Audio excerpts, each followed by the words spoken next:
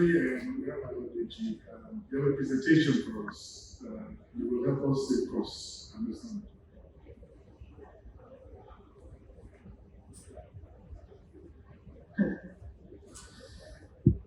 Good afternoon, everyone. I'll stand on the existing protocol.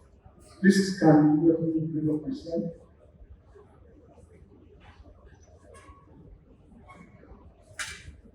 Okay, while the slide is coming up, my name is Ayodeji Ogundiran. I'm the MD of Fuelmetrics.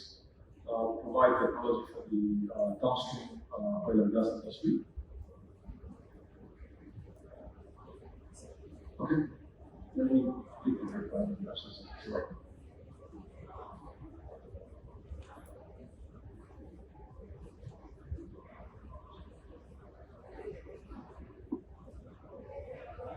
Okay, so it's no longer news that the downstream industry has experienced some significant changes since the regulation. Prior to the regulation, companies do not necessarily need to depend on the operations that are related to be successful. You could be successful from the depot, and you could be profitable from the operations at the depot. And the reason was simple. You were not responsible for bringing in the products, NFPC was bringing in the products. All that needs to happen is for NFPC to be in a truthful agreement with you, and you have activities going on at the depot. So, regardless of what's happening at the station, as a marketer with strategic investment, you could play competitively. Okay? But that's changing with the regulation. We know we're not seeing the full changes. We know as of today, NFPC still brings in most of the product. Okay, you can skip 2-3 slides ahead. Okay, the previous one, please. All right. But in the event of today's reality, and when it comes into full play, that is going to change. As you are bringing in products, every other is bringing in products, NFPC is bringing in its own products, and everyone needs to optimize their forecourts to be able to sell those products as quickly as possible to stay competitive, right? And prior to the regulation, pricing was uniform. So for the customers, for us buying to fuel our car, we primarily optimized for just one trust factor. And what was that trust factor? We just wanted an assurance that the quality and the quantity that you dispense at your pump was what you promised. So if I pay for 10 liters, I just want to get 10 liters, and that was all I was going about as a customer. Right? The prices were not significantly different from one station to the other, they were all in the same band. But today, with the regulation, with price regulation effected, that changes, and the customers start looking for other parameters. Please, next slide. Okay, so what the customer looking for? He's looking for competitive prices. He knows today that I can get different price at NFPC, different price at Aduba, different price at MRS, and he's looking to optimize his cost to say, where do I get the best value for my money? Right? That's one new parameter that was not there 6 months ago. Next slide, please. Because many of us now can bring previous one, please.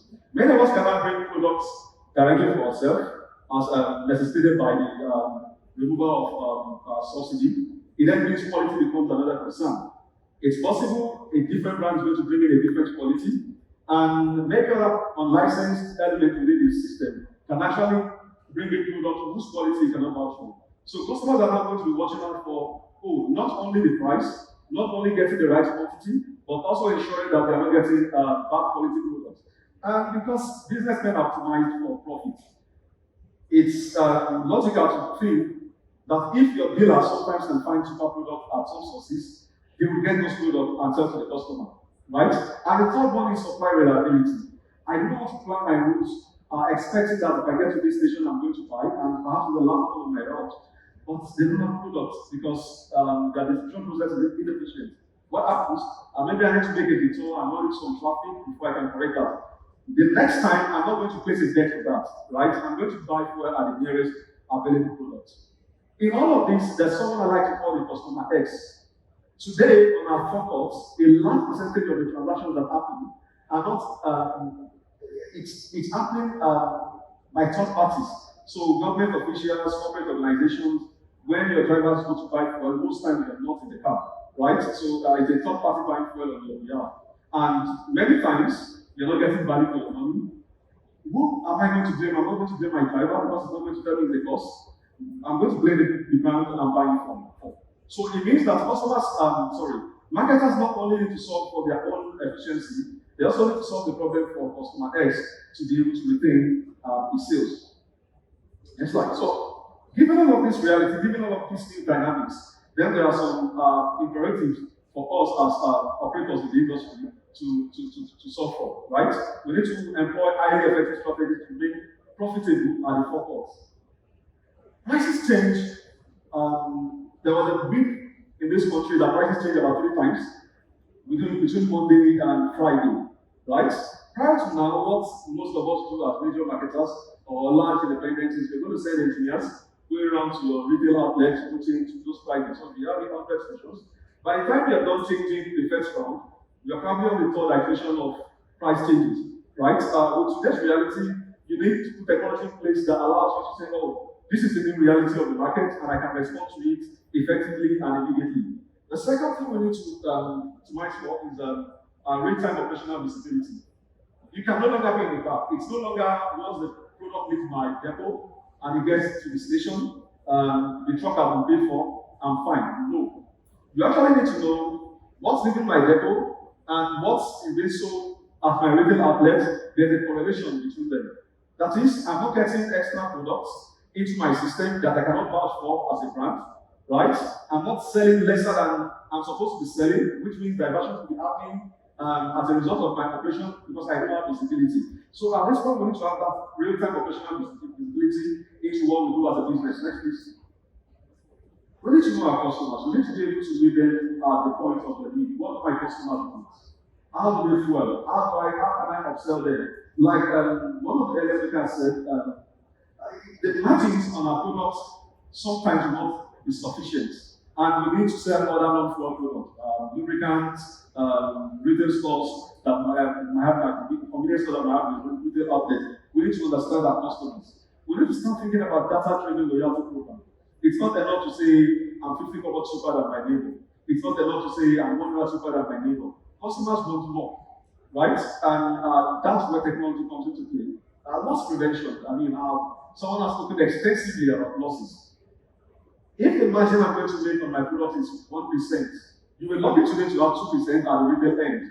If I've made a loss of 2% as earlier demonstrated, then what am I doing? I've lost the entire profit of the business, and it's just a matter of time, my capital will be depleting. And over time, I'll be forced to either shut down or sell the business and move on.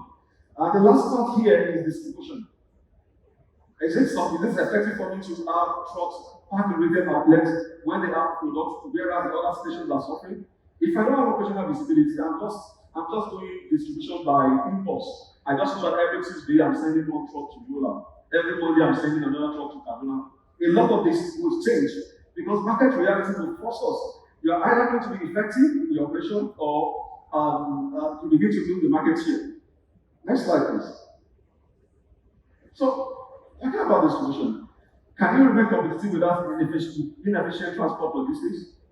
If between moving product from my depot to my retail outlets, I've lost 0.5% of the volume. Call it evaporation, call it driver theft. Loss is loss. And like Mr. Ian rightly said, it's not really loss. It's not that someone is getting those value and someone else is paying for it. If you don't have effective tools in place to manage all of that, it then means that every other thing you're doing across your value chain, you can run at a loss. So how do you address the issue of transportation? Of course, it's been addressed earlier on. You need to have combination of electronic locks. How do I ensure that when I move product from point A to point B, if I leave for 5,000 at point A, for 5,000 I'm going to get to point B without an extra party having access to what's in the truck? Do I know the real-time locations of my truck? Can I tell where they are? Can I tell you if they've been parked in the same location for 2-3 days? Perhaps contamination of my product is going on. Do I have an alert system that tells me when things go out of place? You're picking product from Lagos to Ibadan. What are you doing in Kwara State? Right? It's not on the route. These are ways that technology can help us. And lastly, I'll just talk briefly on the depot side. So for the depot side, it's about process automation. if I'm going to go to a depot and stay 3 days on a queue, versus another place where I'm going to get it in 24 hours or in 3 hours, I probably will avoid where I'm going to get on a queue for 3 days. So there has to be process automation, follow-up systems to help address the issue of queue. Next, I also have storage automation.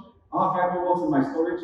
What am I discharging? Your loading arms, all of this, you need to have visibility to them. It's not enough to, yes, we have software where we input system, input figures, and we expect those software to compute values. But the computer system is simply garbage in, garbage out. If you give it the wrong data, it's going to give you the wrong outputs.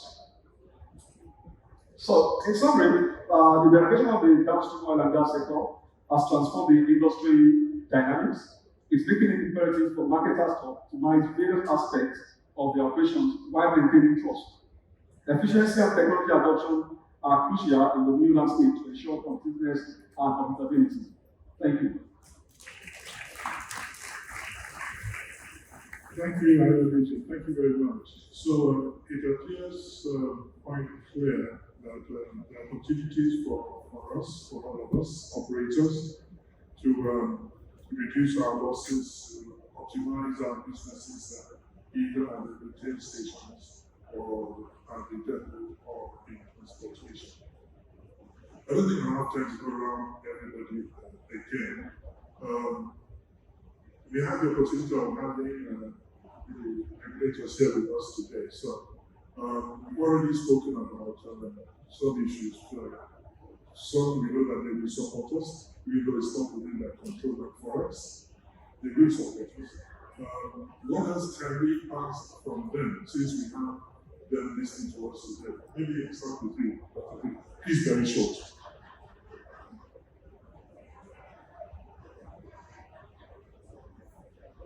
Thank you. Well, the regulators, I think, have a very critical role to play. It's a very simple thing. Let us have a consistent meeting ground to be able to look at what's happening weekly, monthly. It doesn't have to be fiscal. We can have virtual meetings to be able to make decisions work. NNPC too needs to work because at the end of the day, today, NNPC is the bulk importer and the bulk distributor to all tiers. So this is what I think we can do. As far as the forest is concerned, that is a government issue. But I believe that we can still help the private sector operatives on how to be able to contribute to how forex can be shown. Thank you. Thank you. Bob? Yeah, I just want to summarize that Nigeria is at an economic crossroads. We're at a critical time in this country's economic history, and I just hope and pray that the short-term solutions are reconciled with the long-term vision for the country, the economy, its people, and all of our infrastructure. Thank you. Yeah.